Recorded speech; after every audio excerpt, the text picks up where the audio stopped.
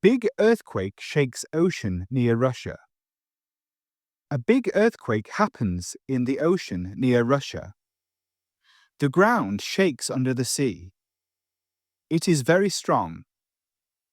Japan hears about the earthquake. Japan tells people to go to safe places. Waves come to the land. Hawaii and Alaska also hear warnings. People stay away from the beach. The waves are not very big. The earthquake moves big rocks under the sea. These rocks are called plates. Sometimes plates move and shake the ground. No one is hurt now. People check buildings and roads. Safety teams watch the waves.